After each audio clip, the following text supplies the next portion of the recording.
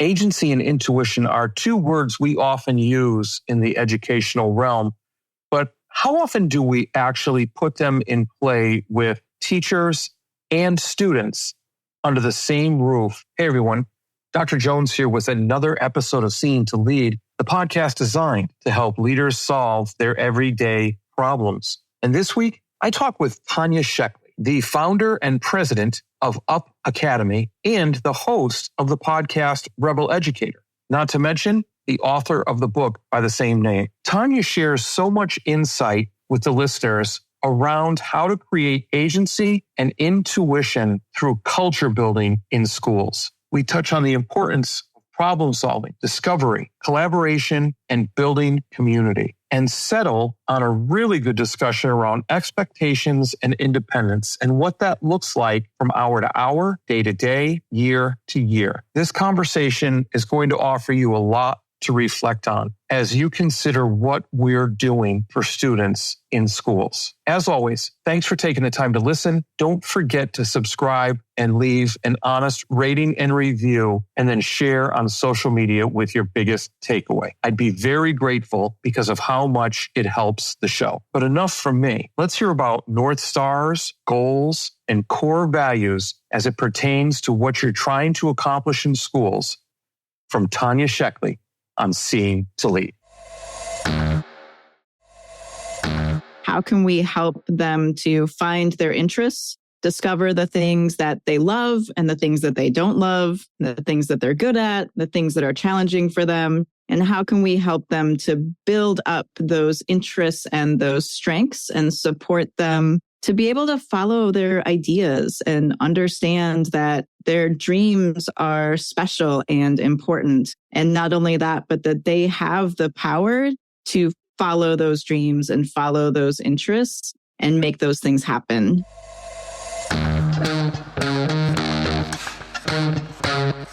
Dr. Chris Jones here, and welcome to Seeing to Lead, a show designed to help leaders increase their ability to effectively support, engage, and empower their staff through intentional practices so that they create an environment where everyone reaches their greatest level of success. On Seeing to Lead, communication rules the day as we hear voices from both teachers and leaders in an effort to examine perspectives, highlight misunderstandings, and provide steps to ultimately bridge the gap between what teachers need and provide through thoughtful dialogue. This show is about amplifying voices, creating understanding, and providing information to help everyone continually improve. I want to personally thank you for taking the time. Now, let's get to getting better.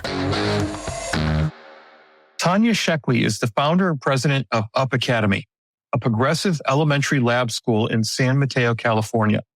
Up Academy is reinventing education by customizing learning for each student, integrating project-based learning throughout its curriculum, and supporting students with disabilities to attend school alongside able-bodied students in mixed-age classrooms. Tanya's vision and mission show it's possible to celebrate differences, change what's broken in the American education system, and that all children can receive a rigorous, well-rounded education. Tanya's success at building a micro school where all students are celebrated for their differences and contributions as they learn together, learn from each other, solve problems, and collaborate on a variety of interdisciplinary STEAM-based projects has made her a go-to speaker, not only on the future of education, project-based learning, neurodevelopment, and inclusion, but also on entrepreneurship, women in tech, and motherhood. Tanya also leads professional development programs for school administrators and educators who want to integrate inclusive project-based learning into their classrooms.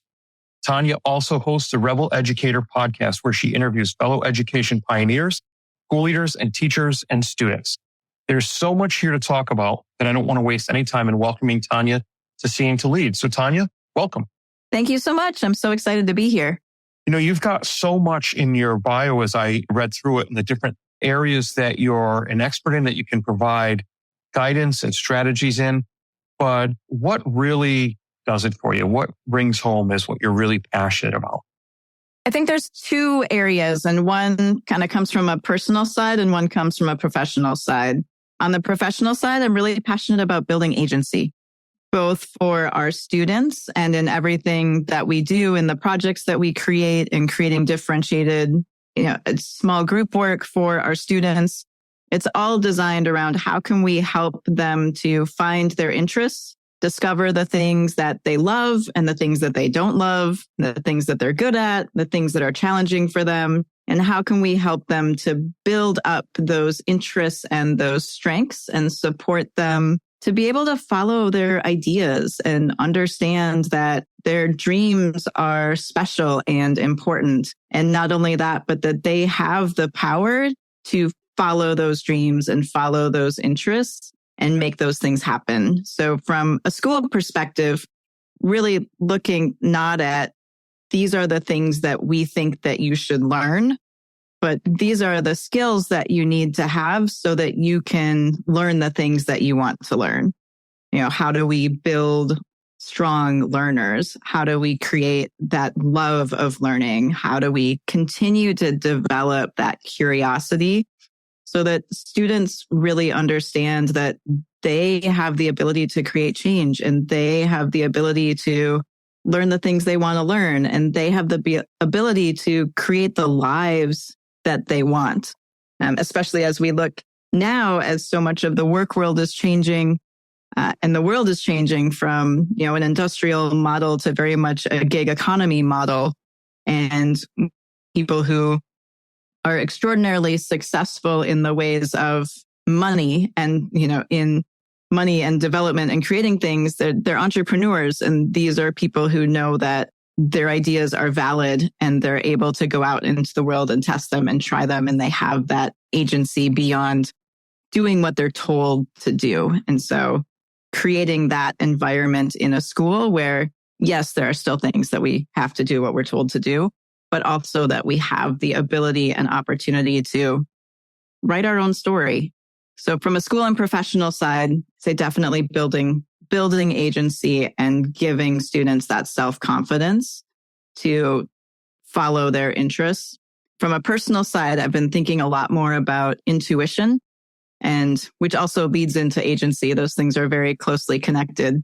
But how do we meld data with our emotions? And when the data is telling us that we need to focus on one thing or lean one direction or that something isn't working, but our gut is telling us something else or something different, or that data might not quite be correct, or that there are other reasons for it happening. How do we marry and meld those two things so that we can follow our intuition to really, follow our heart and follow our emotions and follow our own interests.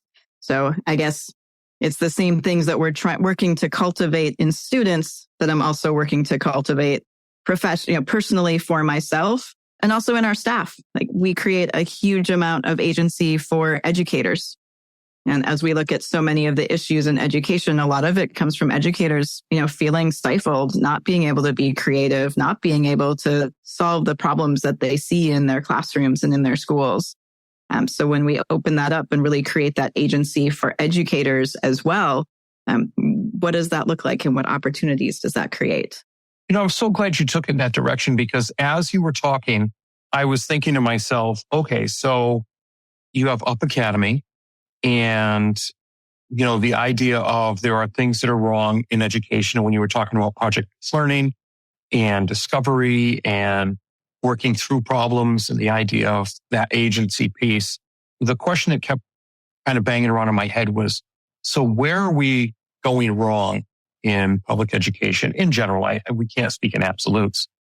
But then when you started talking about the intuition piece on a personal level, I started to think about how actually layered that is when we're talking about agency and intuition from both a school perspective, the people in the school as far as teachers and leaders, and the students in the school, and how those are two different levels of what you're talking about for each individual person.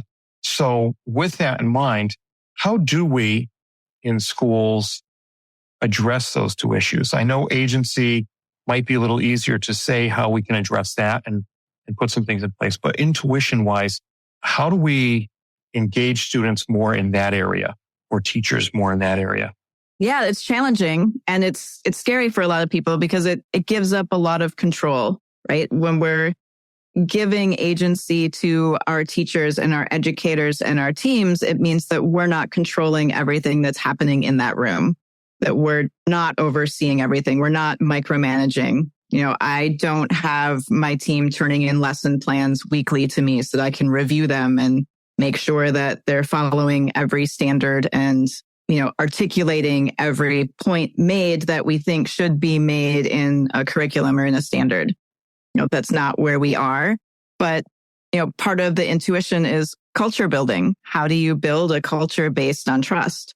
And how do you build a culture where everybody everyone is treated as a professional and everybody knows that their values and their style and their unique way of bringing the material to the classroom is valid and valued.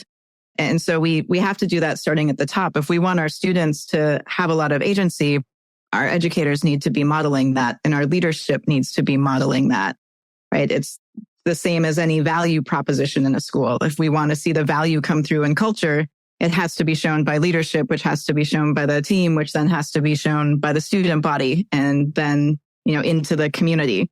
And so it's the same thing when you look at agency or when you look at intuition. It's being as transparent as we can with the decisions that we're making, drawing the community in and the team in as much as possible in the full decision-making process, and then trusting that we have a team of amazing professionals who are all here for the right reasons. They want to do the right things for kids, right? Nobody's teaching for the money. Nobody's here because they don't want to be, right? Teachers are teaching because they love kids and they want to help them be the best that they can be. And they want to support their development and help them become, the people that they're destined to become. And how can we support that process along the way?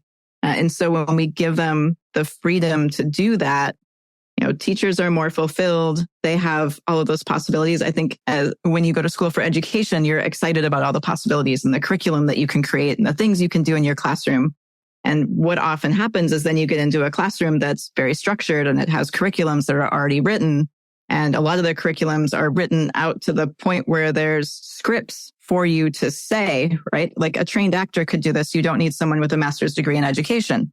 And so how do you move away from that and trust that your professionals have the best things in mind and will ask for the training and the development that they need?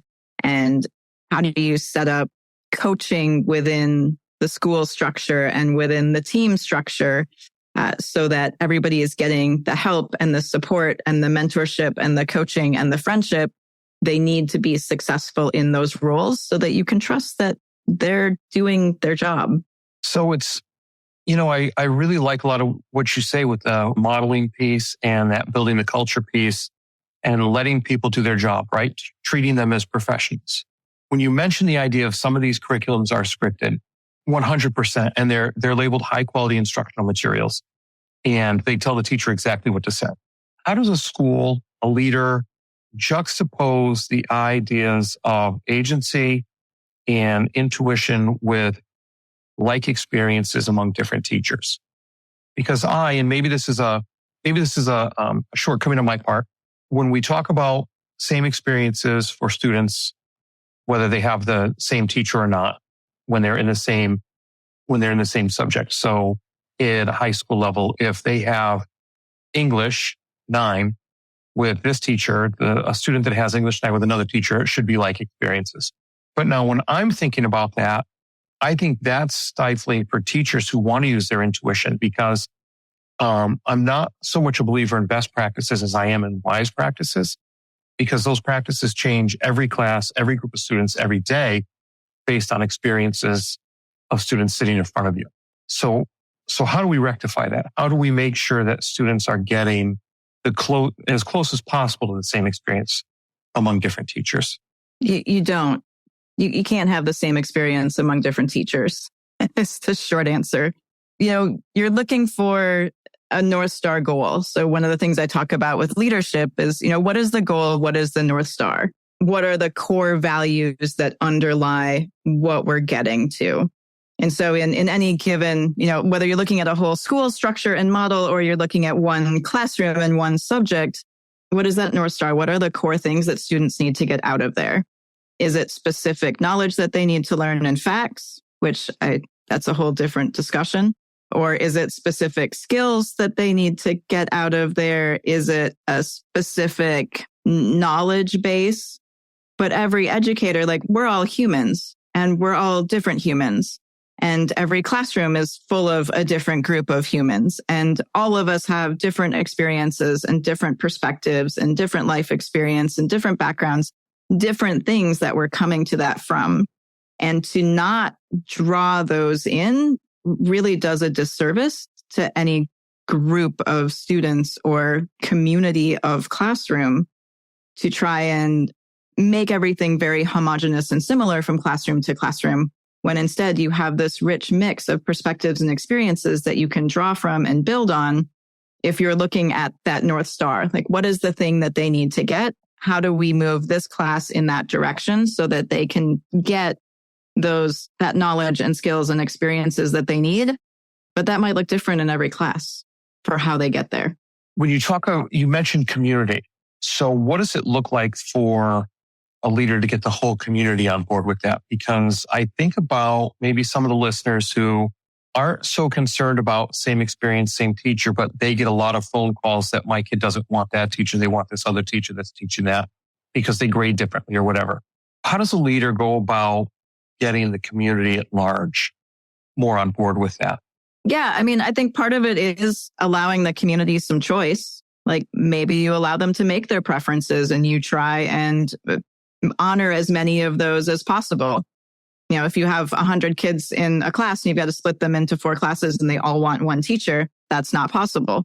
But if you've got, roughly 30 and 20 that want different groups, like, most of them are going to get what they want. So it's something that we don't typically see in K-12, is that ability to request teachers. But maybe we open that up so that we at least have a number 1 and a number 2, so that there is some agency for the students in choosing their own adventure in education, if you will.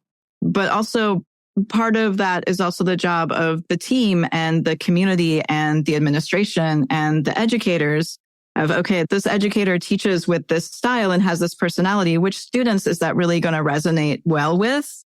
And how do we try and create the best experience for everyone?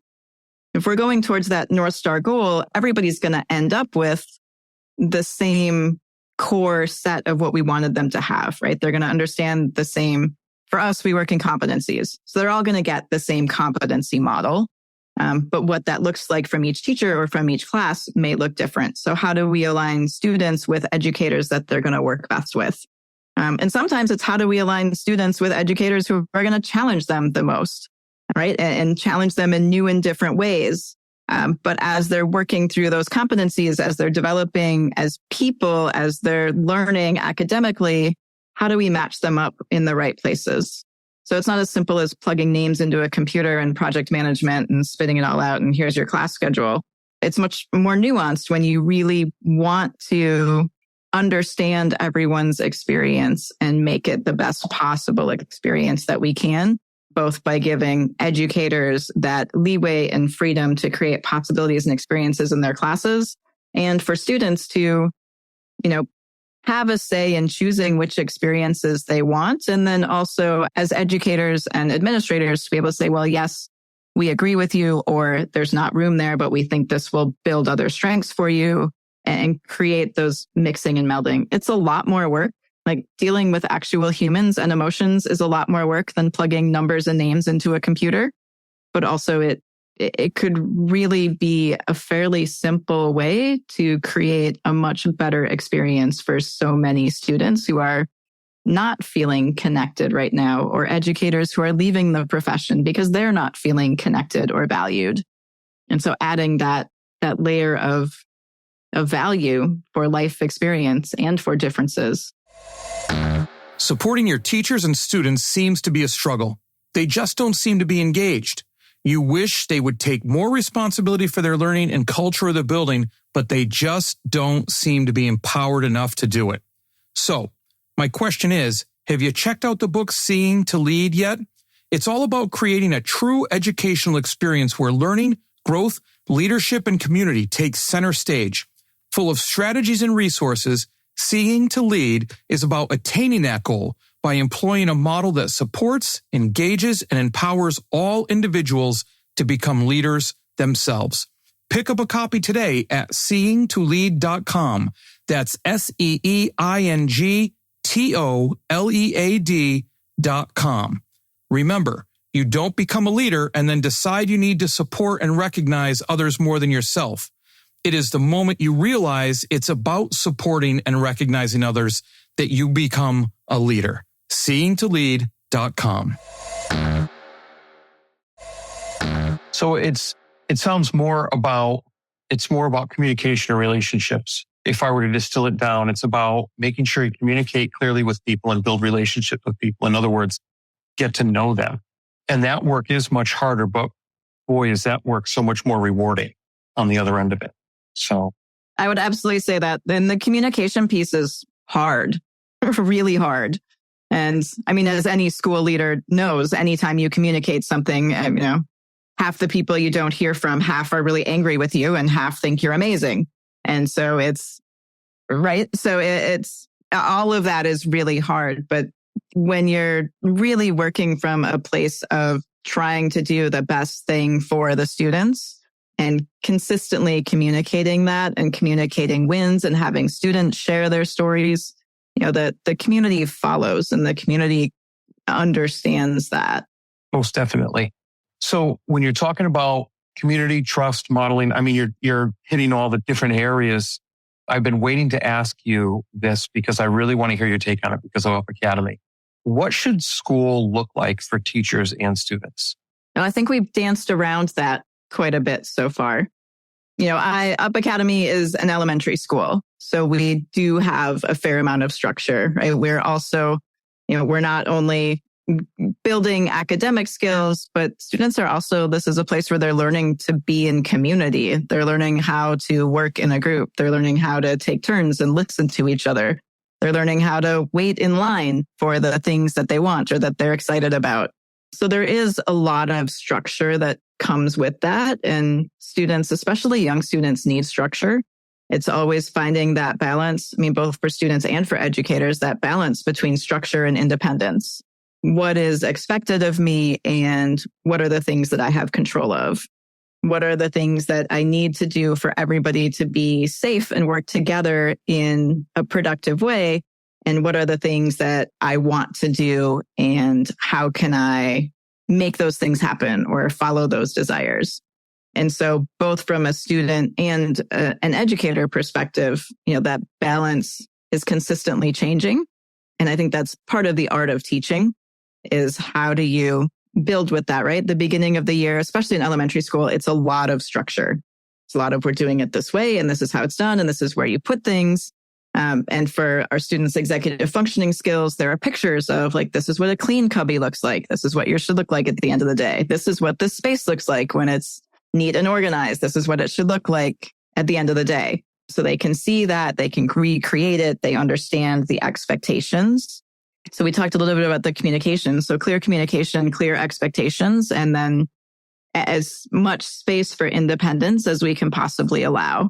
And that, that's true with both students and educators as well. Like we need to have structure, like we follow standards. There are things that students need to learn and skills that they need to develop.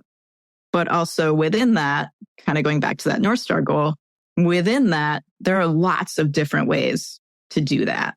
And so the teachers can bring in their ideas and their experiences and their possibilities and their perspectives and create that space for students and create those lessons and create those projects.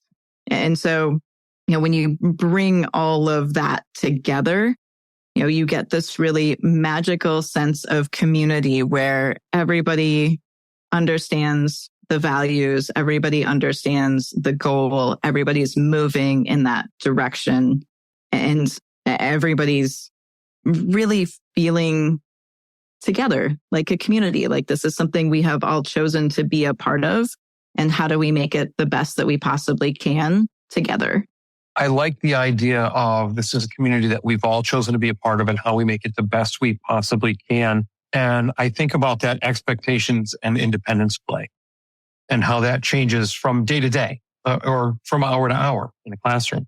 As a whole, broadly speaking, the educational system should move more towards more independence with more expectations as the students progress through. Am I right in thinking that way, or is that something that should be occurring so that students can become more independent as they get ready to step out of high school? I mean, that's what we believe. I don't know if that's what we see in a lot of schools. Right. But that's definitely, I mean, even when we look at our students from kindergarten through fifth grade, like our kindergarten and, lower level teachers are always engaged. They're in the classroom. They're answering questions. They're supporting learning. They're facilitating projects. By the time we get to fourth and fifth grade, especially at the end of the year, right? We start the year very structured. Everybody understands the expectations. They build the classroom routines and the classroom agreements. By the end of the year, students are often working so independently that I'll have teachers hanging out in my office and being like, the students are all working on their projects and they don't need me right now. I'm just getting them craft sticks or glue or whatever it is that they need to keep working on their work. But there's so much less need to have someone directing what they're doing. And we see that even in elementary school. And then as we built a middle school, we really built in times for independence. There were several hours a day that were open office hours, or what we called flex time. And that was time that you could work on your homework. You could ask questions of your teachers. You could read a book. If you were done with everything, you could play chess with a friend. Like it was your time to develop one, the ability to not have any homework to take home if you really wanted to and used your time well. But that was the point, is how do you use your time well, right? What are the things that you have to get done? In elementary, we call them must-dos and may-dos. By middle school, we're like, have you finished your homework? Have you finished the things that you need to do? Have you moved ahead in your independent projects? Is there anything that your teacher's going to ask you for tomorrow that you haven't finished? What are those things you need to be working on? And how do we manage our time so that we can build that independence? We can build those executive functioning skills. We can allow students that agency and freedom to learn how to manage their time and make their own mistakes. Like there were a few times I'd get calls from parents saying, he's got homework in 3 classes and he was up till 11 o'clock at night and he's got soccer practice and he can't do all these things. And I said, well, he had an hour and a half during school to get all that homework done. And instead he decided to play chess with a friend. So we have these conversations, and middle school and high school is the time to be making those less than perfect decisions, right? It's the time to make those mistakes. It's the time to learn those things. So that when you get out into the world and when you have a boss who's expecting you to finish a project by a deadline that the team is depending on you, you've learned how to manage your time by then so that you can get those things done.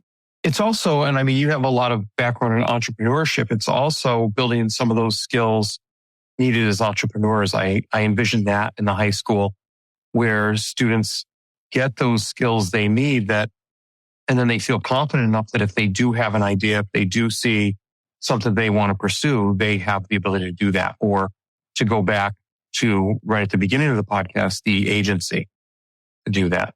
Yeah, well, that's building, how do I build a project? How do I figure out what pieces need to be done? How do I know which order I need to do them in? How do I manage the milestones to know that I'm making progress?